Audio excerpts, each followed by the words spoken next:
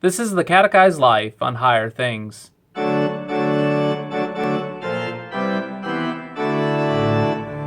This week on the Catechized Life, we are looking at the fourth petition of the Lord's Prayer.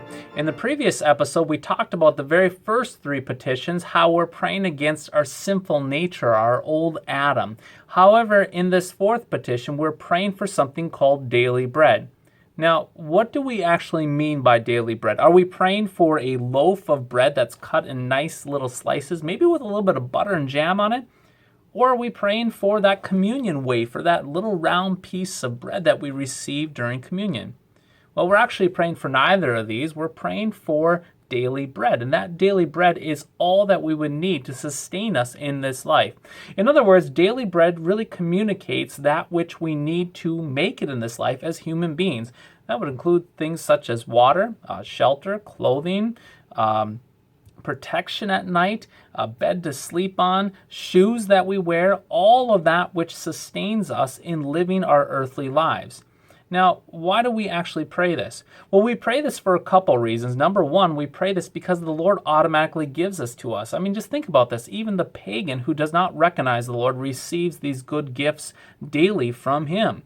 But we pray this as Christians because we want to recognize and realize that the Lord will continually remind us that all of this that we've received is gift. It is indeed gift. The very air that we breathe, to the food that we eat, the water that we drink, the very clothing that we wear, the shoes that are on our feet, the bed that we sleep on in safety is all sheer gift. Complete gift from the Lord. And there's another reason why we pray for daily bread, and that is this, because like the Old Testament Israelites from Exodus chapter 16, we grumble. We certainly grumble. We look at our neighbor's daily bread, and we want his daily bread, and we want our other neighbor's daily bread, and we want yesterday's daily bread and tomorrow's daily bread, and we just want to accumulate it all for ourselves. We're like a bunch of pack rats trying to take it all in. That is the way that it is with our sinful nature.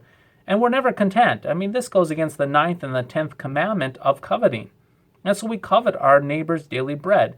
However, when we pray this Lord's Prayer for giving us the daily bread, we're praying that the Lord would give us what we need, not too much and not too little, so that we might be content.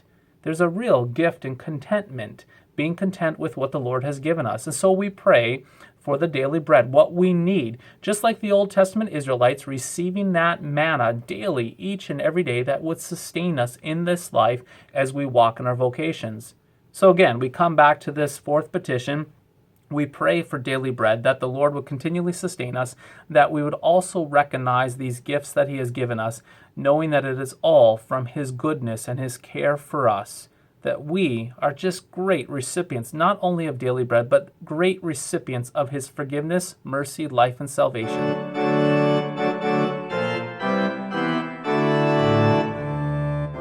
This is the Catechized Life with Higher Things.